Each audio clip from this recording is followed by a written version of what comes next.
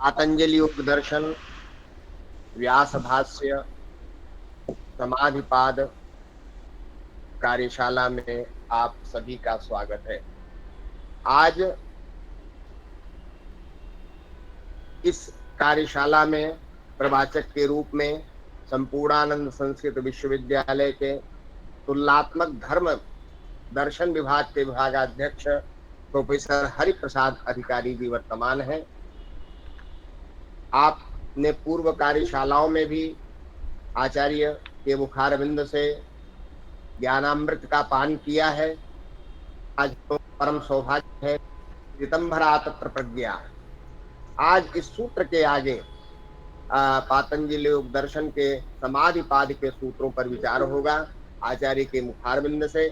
मैं इस कार्यशाला में प्रतिभागियों के माध्यम से एवं समस्त विश्वविद्यालय परिवार की तरफ से आपका बारंबार अभिनंदन करता हूं और आपसे अपने व्याख्यान को के आरंभ के लिए निवेदन करता हूं।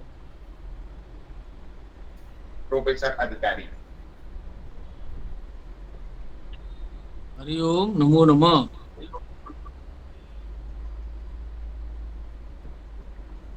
गंगा तरंग रमणीय जटा कलापम गौरी निरंतर विभूषित वाम भागम नारायण प्रिय मनंगमदापहारम वाराणसी पुरपतिं भज विश्वनाथम योगेन चित्तस्य पदेन वाचाम मलं शरीरस्य च वैद्यकेन योपाकरोत्तं प्रवरं मुनीनां पतंजलिं प्राञ्जलिरानतोऽस्मि। सर्वेभ्यो नमो नमः। श्री लाल बहादुर शास्त्री राष्ट्रीय संस्कृत विश्वविद्यालय नवदिल्ली के सांख्य योग विभाग एवं हाटा स्थित संस्कृत महाविद्यालय के संयुक्त तत्वावधान में आयोजित योग दर्शन विषयक इस 10 दिवसीय कार्यशाला में उपस्थित समस्त विद्वानों का हम स्वागत करते हैं, अभिवादन करते हैं।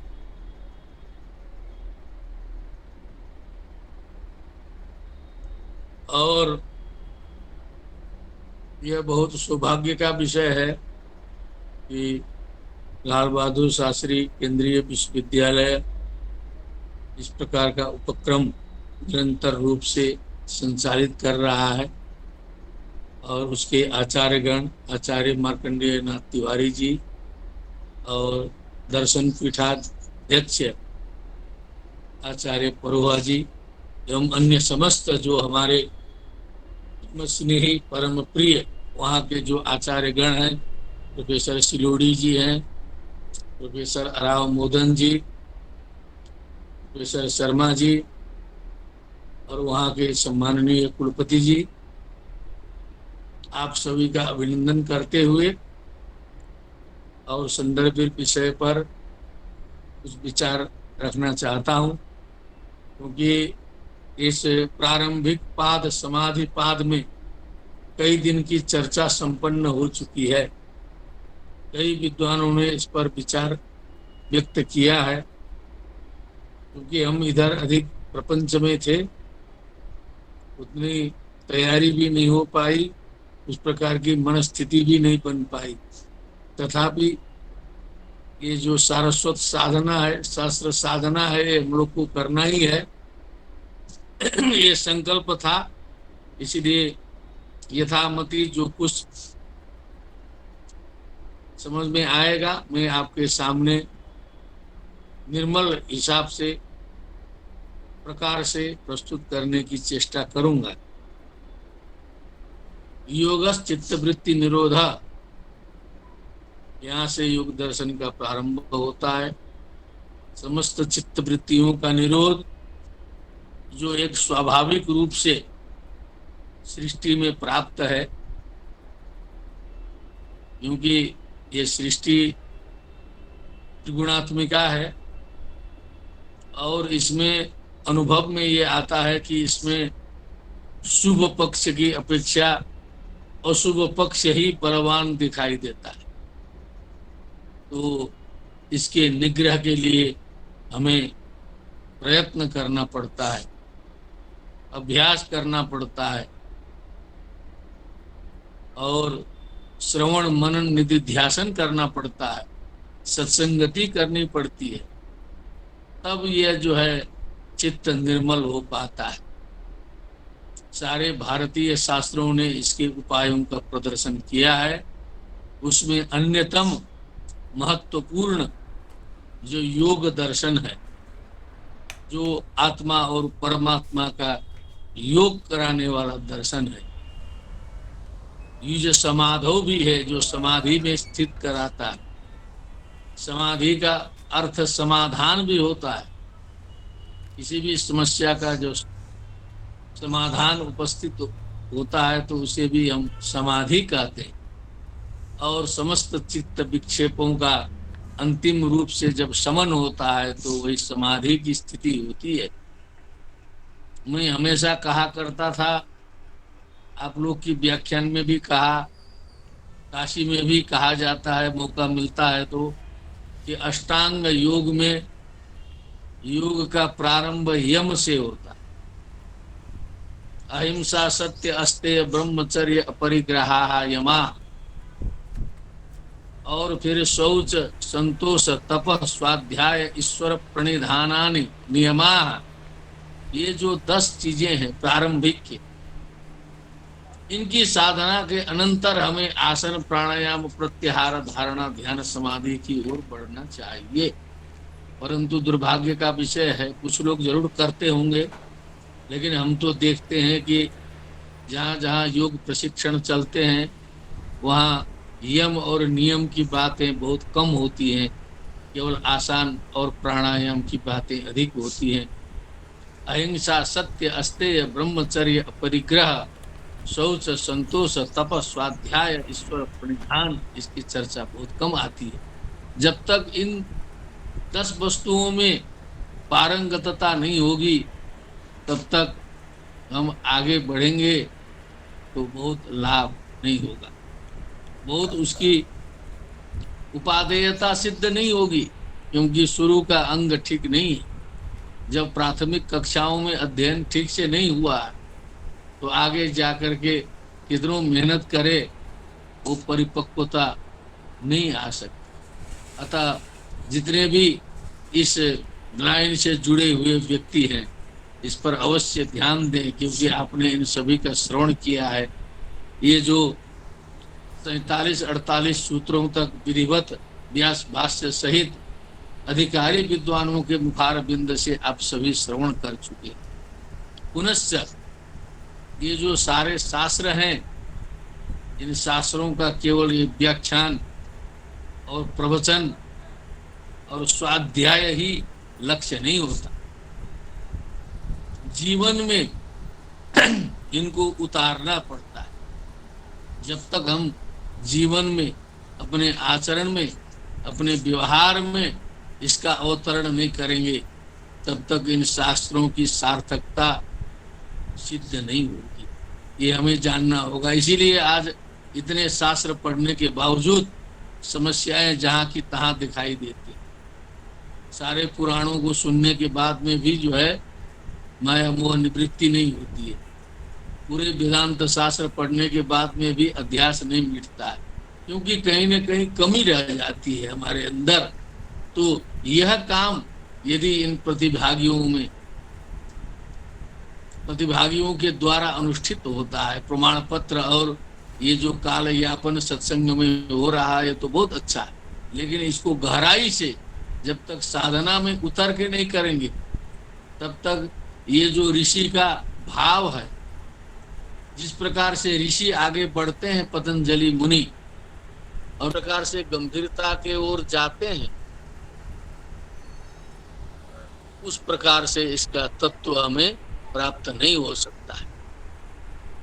तो आचार्य जी ने उल्लेख किया है कि ऋतम भरा तत्र प्रज्ञा से हमें बात करनी है। ये ऋतम भरा तत्र प्रज्ञा, ये पीछे बताए गए साधनों से आगे बढ़ते बढ़ते बढ़ते उस रितम भरा प्रज्ञा व्यक्ति पहुंचता।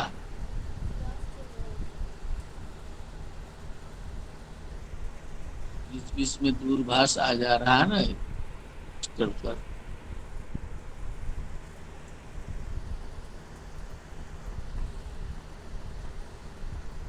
हरिओम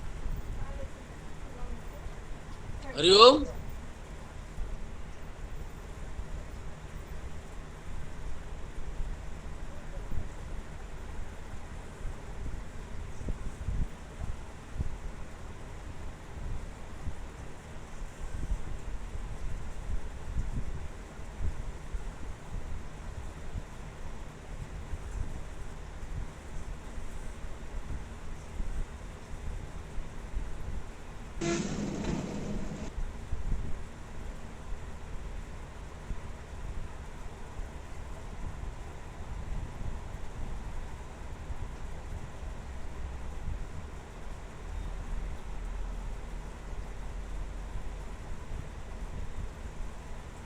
ये जो बीच में विक्षेप, हरिओम आचार्य जी, श्रवण हो रहा है?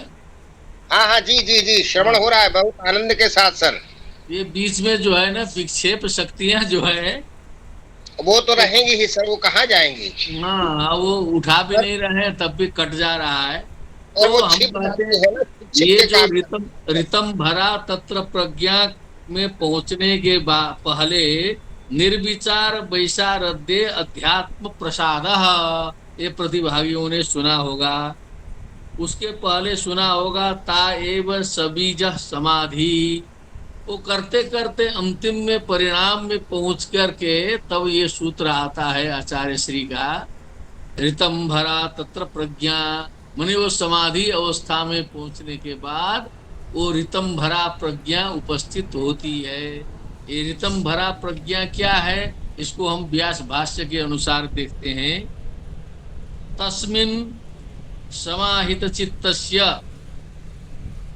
तस्मिन् योगे अथवा तस्मिन् समाधौ समाहित चित्तस्य, समाहितं चित्तं यस्य स समाहित चित्त तस्य समाहित चित्तस्य या प्रज्ञा जायते, जो प्रज्ञा उत्पन्न होती है, तस्याः प्रज्ञायाः ऋतम भरेति संज्ञा भवति।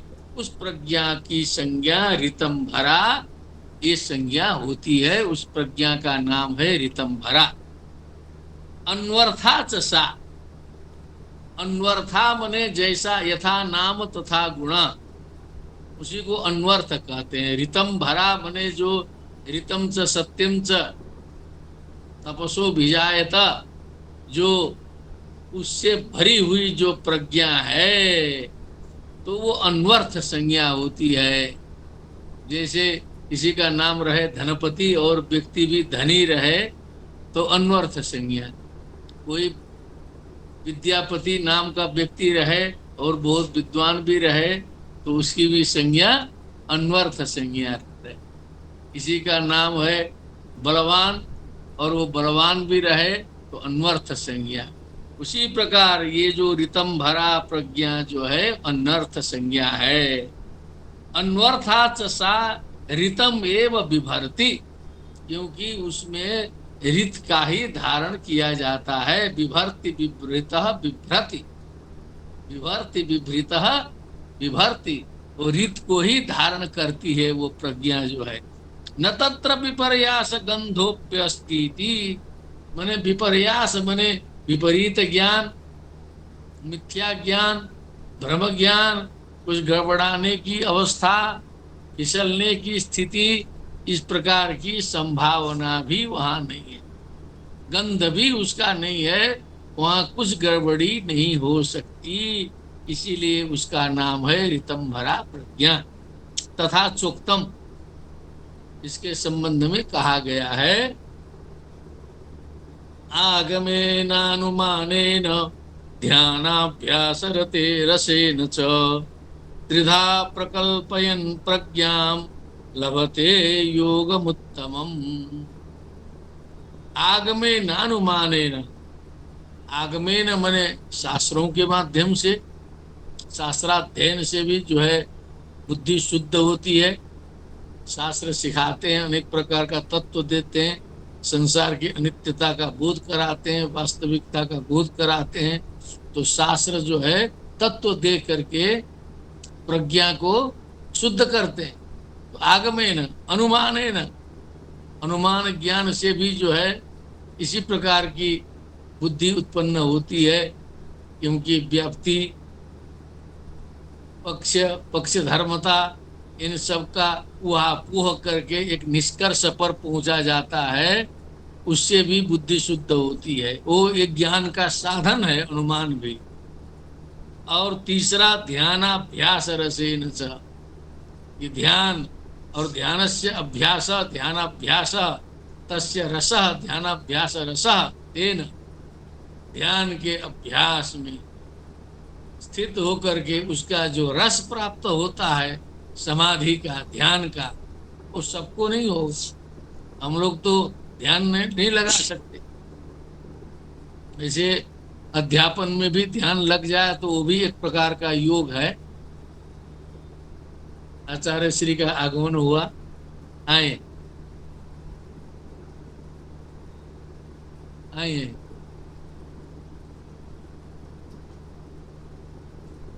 शंकायाध्यक्ष जी पधारे हैं। तो ध्यानाभ्यास रसेन च त्रिधा प्रकल्पयन् प्रज्ञाम लभते योगमुत्तमम्। तब 3 प्रकार से प्रज्ञा की शुद्धि होती है। त्रिधा माने आगमेन, अनुमानेन, ध्यानाभ्यास रसेन च त्रिधा प्रकल्पयन् प्रज्ञाम लभते योगमुत्तमम्। लभते योग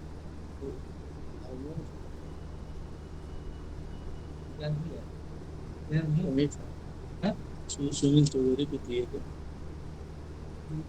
बयान ही से तो रशिया को भेजे थे, हमको इतने दिया है। हाँ।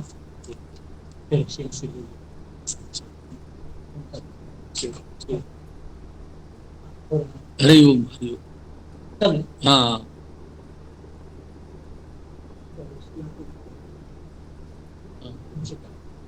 ये तो बात हो ही रही थी, उससे सुनील चौधरी से मिल ले फार्म भरने के लिए।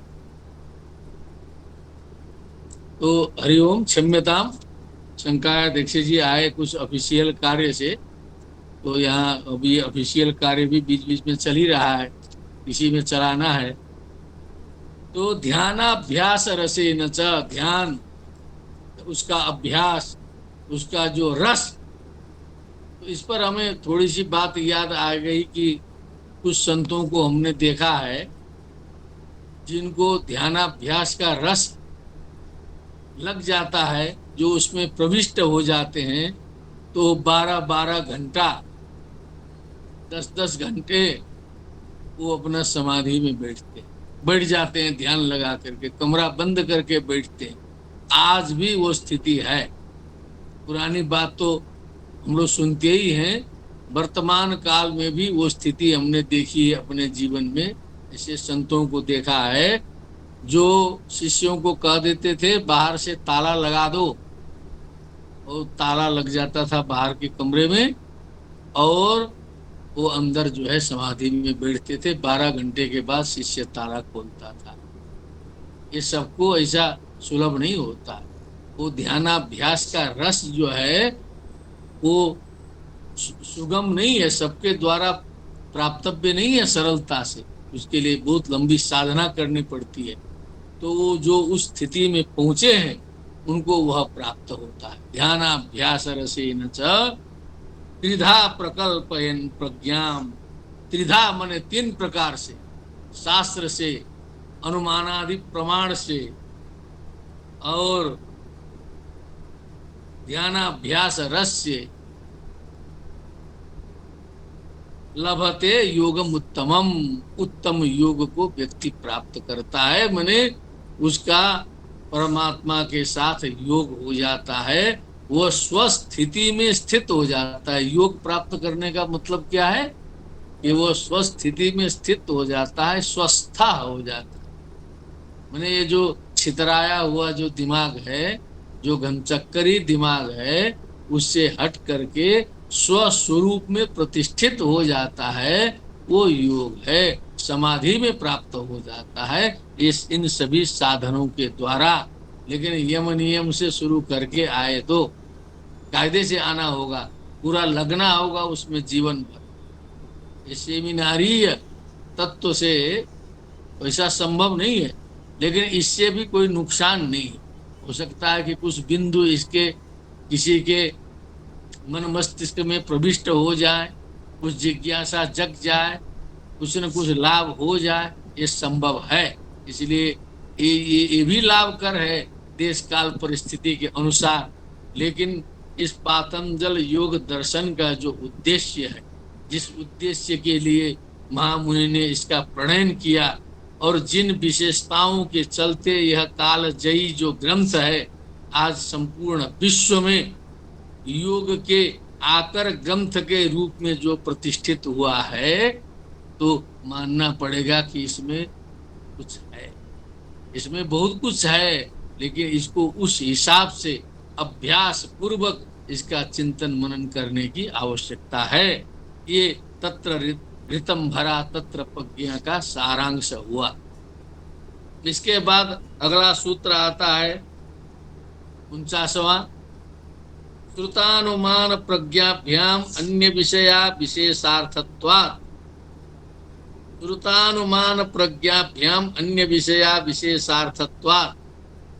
कहा कि अब ऋतम भरा प्रज्ञा जो है, वो जो शुरू में बताया कि आगमने नानुमाने न, वो एक साधन के रूप में है, लेकिन वही सब कुछ नहीं। उसी से शास्त्र से श्रुतानुमान प्रज्ञाभ्याम अन्य विषया बता रहा है, क्योंकि ये जो सीखने सिखाने पढ़ने पढ़ाने लिखने लिखाने के दायरे से ऊपर चली जाती है बात, जो है सो विशेषार्थ में बात चली जाती है। तो ये जितने भी हमारी सीखी सिखाई हुई बात है, पढ़ी पढ़ाई बात हुई बात है, सुनी सुनाई जो हुई बात है, ये सब निचले लेवल की रहती है। और समाधि की प्रज्ञा जो है उससे ऊपर चली जाती है। उसका संकेत मेरी दृष्टि से लग रहा है कि सूत्र में है श्रुतानुमान प्रज्ञाभ्याम अन्य विषया विशेषार्थत्वात्। श्रुतम आगम विज्ञानम। अब इन्होंने एक एक पद का व्याख्यान किया है, मैं संक्षिप्त रूप से इसे प्रतिपादित करता हूं। तत् सामान्य विषयम, वो सामान्य विषय वाला होता है।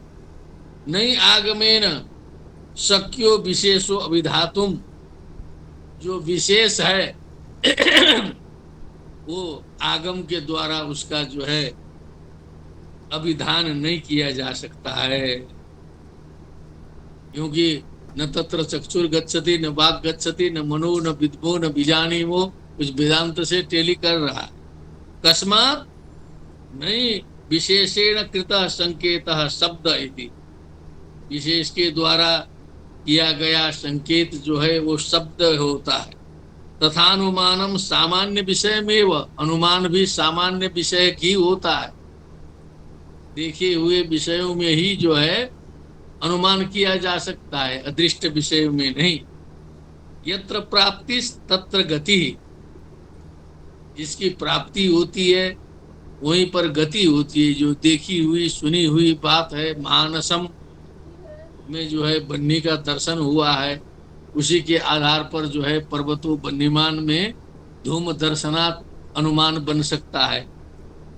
यत्र अप्राप्ति तत्र न भवतीति गति इति उक्तम, जहाँ अप्राप्ति है, कभी प्राप्त ही नहीं हुआ है, उस स्थान पर गति नहीं हो सकती है। अनुमानेन च सामान्येन उपसंहारः। तस्मात् श्रुतानुमान विषयो न विशेषः कश्चित् अस्तीति। तस्मात् श्रुतानुमान विषयो न विशेषः कश्चित् अस्तीति, उसमें कोई विशेष नहीं है, सूक्ष्म। क्योंकि जो ऋतम भरा प्रज्ञा का जो विषय है वो सूक्ष्म व्यवहित विप्रकृष्टस्य वस्तुनो लोक प्रत्यक्षेण ग्रहणम न, क्योंकि जो अति सूक्ष्म है, जो विप्रकृष्ट है, जो अति सूक्ष्म वस्तु है, उसका ग्रहण लोक प्रत्यक्ष से ग्रहण संभव नहीं है। न चास्य विशेषस्य प्रामाणकस्य अभावोस्ति इति समाधि प्रज्ञा निर्ग्राह्य एव स विशेषो भवति। अब तो इस प्रकार का है, तो क्या इसका अस्तित्व है? जब ये प्रमाण प्रमेय आदि से किसी से पकड़ाता ही नहीं है, तो ऐसा भी कोई पदार्थ हो सकता है? ये प्रश्न उठा। तो ये कहा न च अस्य विशेषस्य अप्रामाणकस्य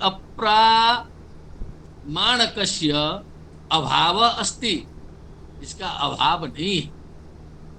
अरे वो वहां भी सांख्य कारिका में भी आया था, सूक्ष्म्यात् तदनुपलब्धिर नाभावात् कार्यतस् तदुपलब्धेः मदादि तच्च कार्यम प्रकृति विरूपम स्वरूपम च इति समाधि प्रज्ञा निर्ग्राह्य एव स विशेषो भवति भूत सूक्ष्म गतो वा पुरुष गतो वा।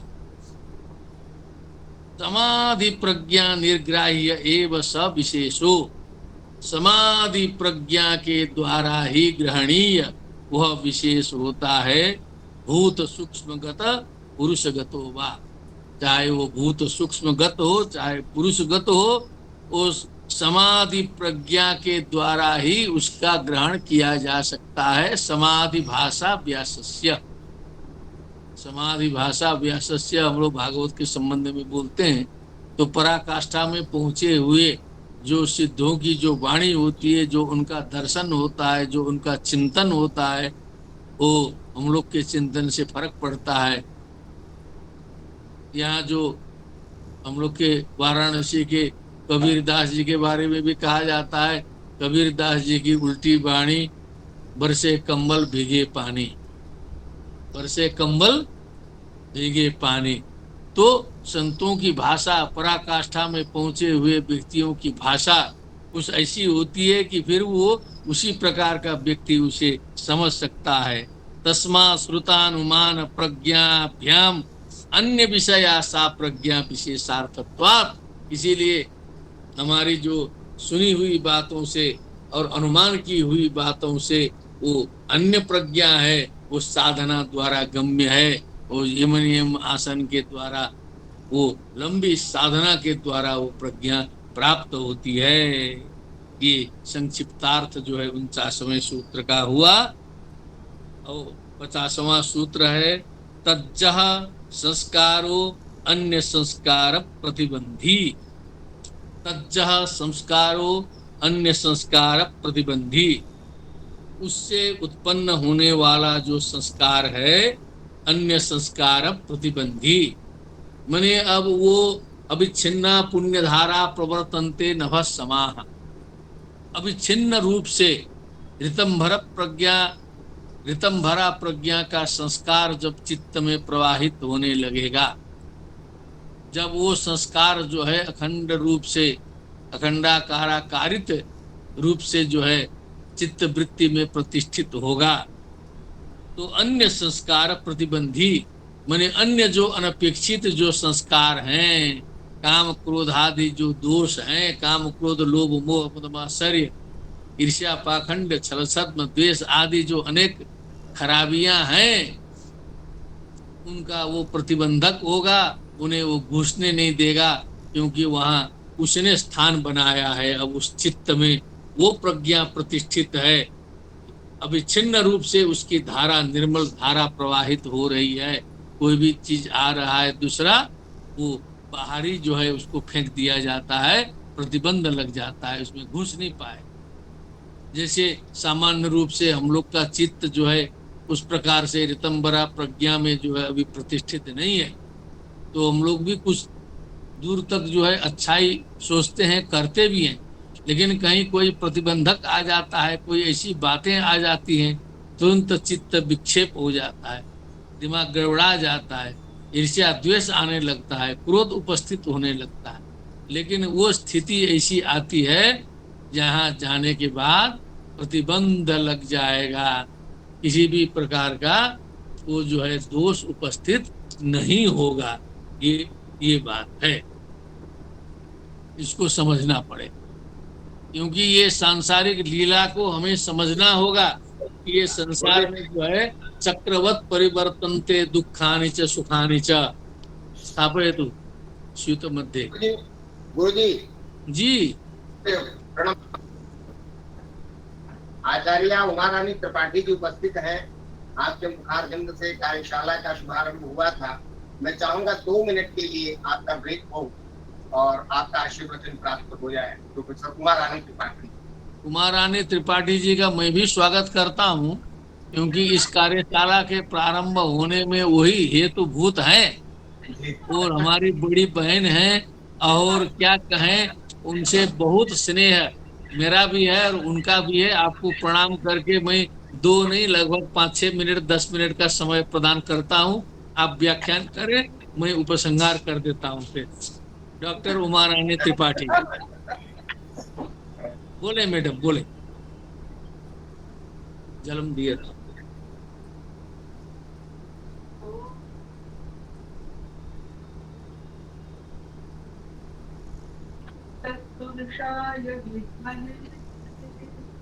गुरु तत्त्वं च धीमहि तन्नो सद्गुरु प्रचोदयात्।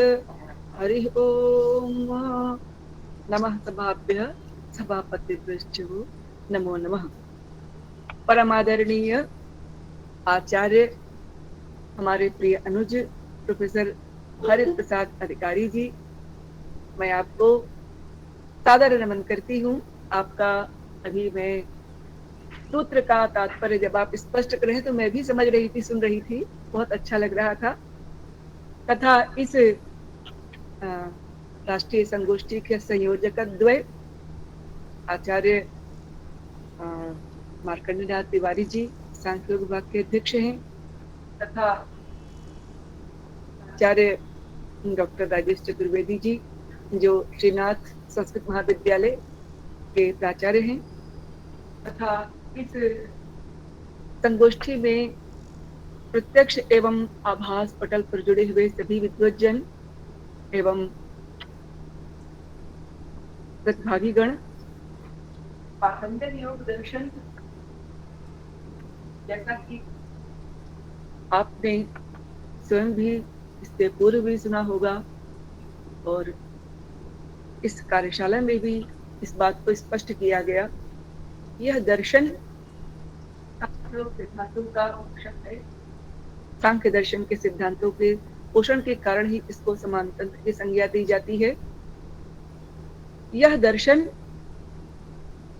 मोक्ष प्रतिपादक दर्शन है।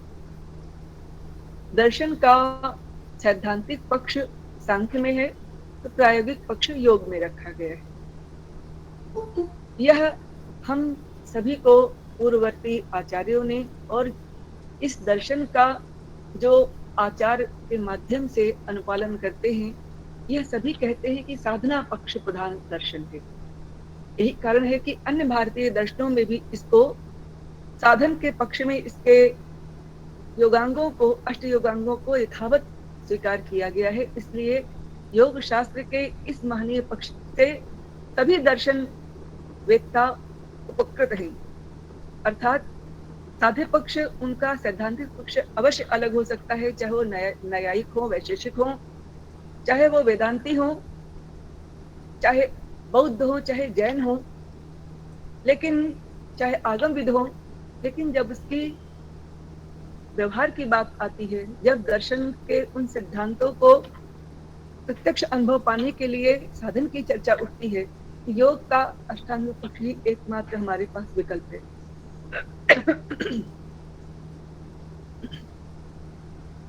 योगश चित्तवृत्ति निरोधः, जैसा कि महर्षि पाणिनि ने योग चित्तवृत्तियों का निरोध है यह व्याख्यान करते हुए योग का लक्षण बताया समाधि के रूप में। किंतु जहाँ पर जीवात्म परमात्मनो संयोगः योग उच्यते, यह योग का लक्षण दिया जाए यदि, भक्ति सिद्धांत के अनुसार, भक्ति वेदांत के अनुसार, तो वहां भी योग की जो प्रक्रिया है साधनात्मक पक्ष में यम, नियम, प्राणायाम, प्रत्याहार, धारणा, ध्यान, समाधि, इसके माध्यम से ही प्रसिद्ध होती है और कोई दूसरा विकल्प वहां भी नहीं है। तो जीवन की साधना के पक्ष की महत्ता को ध्यान में रखते हुए योग शास्त्र अत्यंत उपादेय है साधकों के लिए, न केवल साधकों के लिए दर्शन के वेत्ताओं की दृष्टि में सत्य को साक्षात्कार करने के लिए जब तत्पर होते हैं उस अर्थ में, अपितु यह मानवीय समाज के लिए भी, मानवेतर समाज के लिए भी अत्यंत उपादेय है, क्योंकि अष्टांग योग का जब उपक्रम प्रारंभ करते हैं तो प्रारंभ ही पहला साधन अंग है यम, और यम नामक साधन जिसमें अहिंसा, सत्य, अस्तेय, ब्रह्मचर्य, अपरिग्रह, ये 5 तत्व ऐसे हैं। प्रथम सोपान, पहली सीढ़ी ही है जिसमें साधक जब प्रतिष्ठित हो जाता है तब वह अगले सोपान पर अर्थात नियम पर प्रवृत्त होता है। यह प्रथम सोपान ही अपने आप में इतना महत्वपूर्ण है। वैश्विक स्तर पर मनुष्य को और प्राणी मात्र को हित की दृष्टि से देखें तो इसकी अत्यंत उपयोगिता है। पर्यावरण की दृष्टि से देखें, पारिस्थितिकी की दृष्टि से देखें, ये दोनों ही इसमें समाहित है, क्योंकि अहिंसा जन्य जो वातावरण है वह अपने आप में वैर का परित्याग कराता है। वैर सर्वैर परित्याग न, अहिंसा संधो सर्वैर परित्याग, सर्व प्राणिनाम वैर परित्याग, सारे प्राणियों का वैर परित्याग हो जाता है।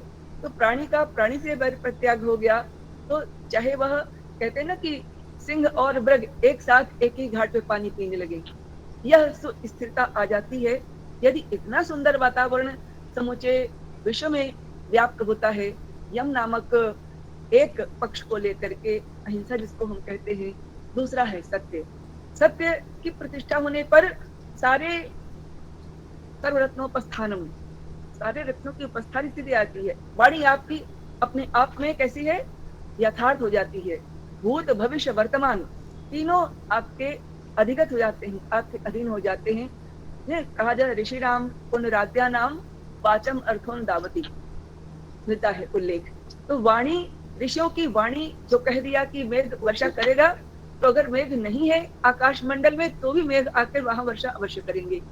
इतनी पवित्र और सिद्ध सत्यवाणी हो जाती है। यह क्यों? क्योंकि सत्य की प्रतिष्ठा होती है। सत्या न परम किंचित, सत्य की प्रतिष्ठा यह वाणी के अर्थ में है। सत्य के अर्थ में हम सत्यात्मक रूप में वहां सत्पद है, यह सत्य है। सत्य का अर्थ यहाँ पर वाणी की प्रतिष्ठा के लिए है, अर्थात चित्त शुद्ध होगा, वाणी शुद्ध होगी तो निसंदेह आपके अनुकूल समस्त वातावरण की सृष्टि हो जाएगी। आप जैसा चाहेंगे तद अनुकूल वातावरण की सृष्टि वहां उपस्थित हो जाएगी। तो इतना महत्वपूर्ण है सत्य का पक्ष। अहिंसा, सत्य, अस्तेय, अर्थात किसी भी वस्तु को जो कोई व्यक्ति स्वयं न दे उसको हठात न ग्रहण करना। जबरदस्ती आप किसी की वस्तु चुरा लेंगे तो ले लेंगे, वह अपने आप में अस्तेय है। अस्तेय जो है किसी भी पदार्थ का किसी अन्य व्यक्ति का बिना दिए हुए, बिना उसकी अनुमति के प्राप्त करना, ये मानवोचित नहीं है। इस सिद्धांत की प्रतिष्ठा के लिए ही ऋषियों ने कहा है कि माँ गृह कस्य धनम तेन त्यक्तेन भुंजी था माँ गृह कस्य धनम। किसी की व्यक्ति की वस्तु की प्रति लोभ न रखें आप, माँ गृह कस्य धनम। यदि यह प्रतिष्ठा प्राप्त हो जाए, मनुष्य इस मंत्र के अनुपालन में तत्पर हो, तो निसंदेह संपूर्ण विश्व में जो अराजकता की स्थितियां हैं वह सब स्वतः शांत हो जाएंगी। मैं वैश्विक परिदृश्य की बात कर रही हूँ, तात्विक और साधनात्मक पक्ष की बात अभी नहीं रख रही हूँ कि इन अष्टांग की सिद्धि में कितनी महत्वपूर्ण इनकी स्थिति। ब्रह्मचर्य की प्रतिष्ठा होने पर आपको सत्व का उद्रेक होगा और अंतः शक्ति में इतना ऊर्जा का आधान हो जाएगा कि आप प्रत्येक कार्य करने में सिंह भी आपके सम्मुख स्वयं पढ़ा है स्वामी विवेकानंद जी का चरित्र, वो एक बार ऐसी स्थिति में पड़ गए तो योगी थे, आया और दृष्टि से दृष्टि मिल गई सिंह की, से झुकाया और चला गया। ये है ब्रह्मचर्य की तेज की पराकाष्ठा।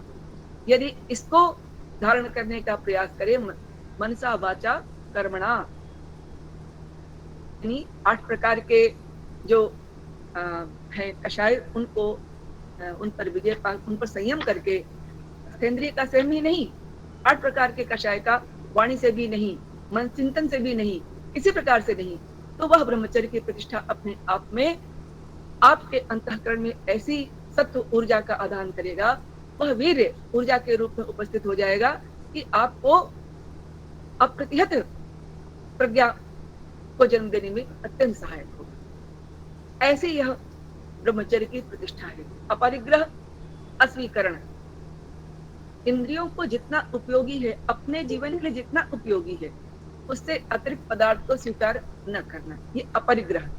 तो यह जो स्थितियां हैं, हम केवल यम की चर्चा करते हैं यहाँ पर, ये वैश्विक स्तर पर अत्यंत ही कल्याणकारी है मानव के लिए, मानवेतर प्राणियों के लिए, संपूर्ण विश्व के लिए।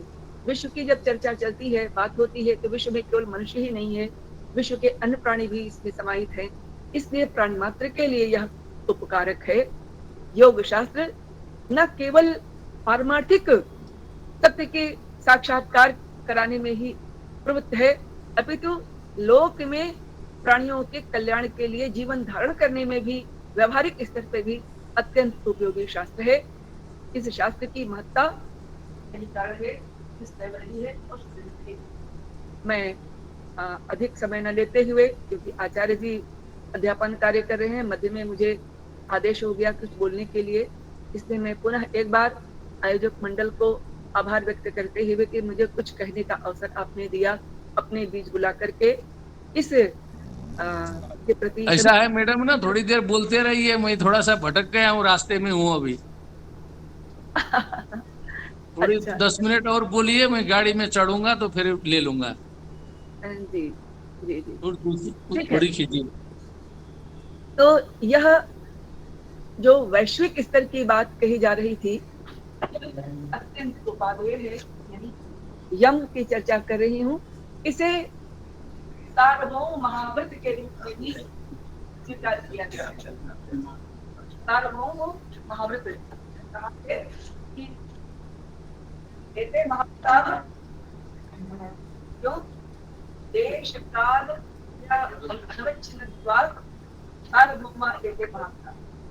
ये सार्वभौम महाव्रत है। देश काल समय इनसे इनकी सीमा परे है। कहने का अभिप्राय यह है, ये जो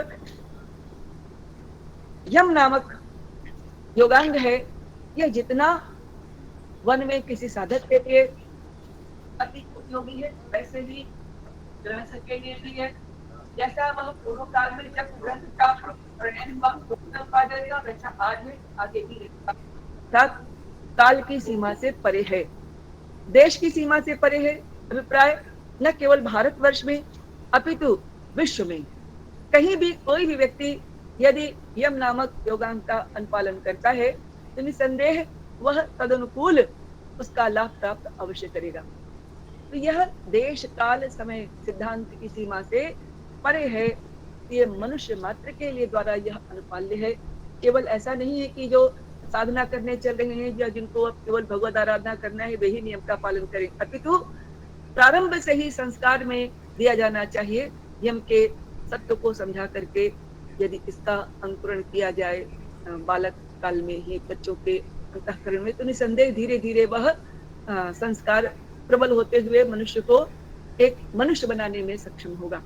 इसमें कोई संदेह नहीं। आज सबसे अधिक आवश्यकता यही है कि विश्व में सब कुछ है, बड़ी प्रगति है, बड़ा विज्ञान का आविष्कार हो रहा है, लोग प्रगति के भौतिक प्रगति के पथ पर आगे बढ़ते जा रहे हैं, किंतु मानवता से रहित हो रहे हैं।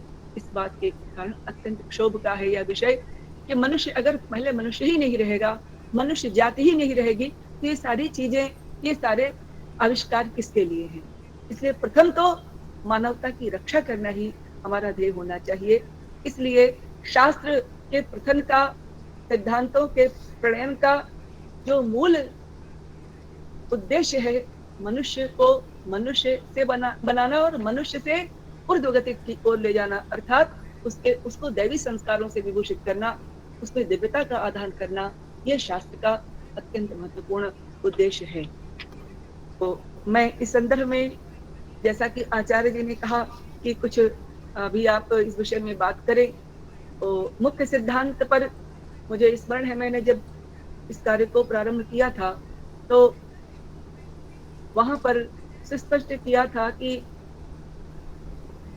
योग का लक्षण योगश्चित्तवृत्ति निरोधः सदा दृष्टि स्वरूप अवस्थानम, दृष्टा का अपने स्वरूप में अवस्थान, और उसके बाद वृत्तियों की चर्चा की, इसमें प्रमाणादि पंचवृत्तियां, इसके अनंतर प्रसंगतः आगे चर्चा आई कि किस तरह से चित्तवृत्तियों का निरोध हो। ईश्वर तक हमने आप लोगों के साथ अपने विचारों को बांटा था, शेयर किया था।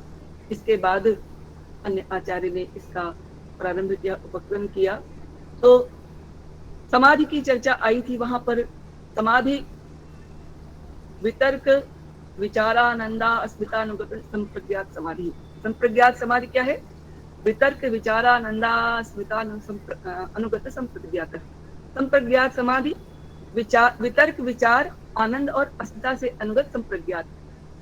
और इसके बाद संप्रज्ञात की चर्चा जब चली, वहीं पर आगे और प्रसंग आया किस तरह संप्रज्ञात समाधि का उदय हो सहायक के रूप में। तो बताया कि ईश्वर प्रधानात्वा तथा अभिमत ध्यानात्वा, इस सूत्रकार ने 2-3 चीजें बताई, ज्योतिषमती प्रज्ञावा, बहुत सारी चीजें बताई। इसके अतिरिक्त जब आगे चर्चा आई तो समाधि के लिए क्या आवश्यक है, चित्त परिक्रम बताया, चित्त किस प्रकार परिशुद्ध होता है। समापत्तियों की चर्चा की, समापत्ति और समापत्तियों की परिनिष्ठा अवस्था ही संप्रज्ञात समाधि की सुदृढ़ समाधि की स्थिति है, पराकाष्ठा है, जिसमें अभी मैं देख रही हूँ आचार्य पढ़ा रहे तत्र प्रज्ञा का उदय होता है। तत्व साक्षात्कार संपन्न होने के साथ लगातार अखंड तैल प्रवाहवत चित्तवृत्ति सुस्थिर होती है। जब अपने स्वरूप की प्रतिष्ठा प्राप्त होने में पुरुष को तत्व साक्षात्कार होता है, विवेक का बोध होता है, विवेक का ज्ञान होता है, वह स्थिति संप्रज्ञात योग की स्थिति, जो वृत्तिस्थ बुद्धि वृत्ति में तदुपहित चैतन्य या वृत्तिस्थ चित्त छाया जो है वह प्राप्त करता है, अर्थात उसको बोध होता है और अनुभूयमान होता है कि न मैं नास्मि नाहम उत्पत्ति केवलम ज्ञानम, अर्थात वह केवल ज्ञान का उदय होता है जब उसे अनुभव होता है न मैं नास्मि, मैं यह गुण के स्वरूप में सुखी दुखी जो दिखाई दे रहा है ये मैं नहीं हूँ, न मैं मेरे नहीं है, नास्मि न मैं नाहम, मैं यह नहीं हूँ, अर्थात मैं बुद्धिवृत्ति रूप में नहीं हूँ, है ना। केवलम उत्पत्ति ज्ञानम, उस समय केवल ज्ञान अर्थात असंग रूप में अपने आप को पुरुष प्रकृति के गुण धर्मों से अलग असंप्रक्त असंग के रूप में अनुभव करता है, यही केवल भाव है। कैवल्य का अर्थ है केवली भाव, कैवल्य केवल अकेला, प्रकृति से अपने आप को असंप्रक्त एक अकेला अनुभव करना। हालांकि पुरुष बहुत है माना गया है सिद्धांत, एक का तात्पर्य अपने आप को उससे अलग मान लेना, अकेला माना अपने आप को अपने स्वरूप को पहचान लेना, यह कैवल्य है। जो अब तक बुद्धिवृत्ति के द्वारा अनुभूयमान होता है उसी को असंप्रज्ञात योग की समाधि में उस बुद्धिवृत्ति ज्ञान में जो बौद्ध प्रत्यय हो रहा था विवेक ज्ञान का, उससे भी अपने आप को अलग हटा करके दृष्टा जब अपने स्व को अनुभव करता है तो वहां पर असंप्रज्ञात की स्थिति आती है। संप्रज्ञात में ध्येयालंबन बना रहता है, इसीलिए ता एव सबीजा समाधि आचार्य महर्षि पतंजलि ने कहा है वहां पर ये सभी समाधियां बीच का तात्पर्य आलम्बन ही दिया जाता है, क्योंकि व्याकुल रूप और भाष्य में बताया है कि आलम्बन के अर्थ में तात्पर्य से सभी समाधियां अर्थात आलम्बन की कार्यकारी थी। ये हरिओम। समाधि हाँ हाँ गुरु जी प्रारंभ कर सकते हैं। ये ध्येय समाधि है। इसके अनंतर जब वो ध्येय वस्तु का आलम्बन शून्य हो जाता है, स्वरूप शून्य में वो ये बड़ा बना जी तो वो निर्विकल्प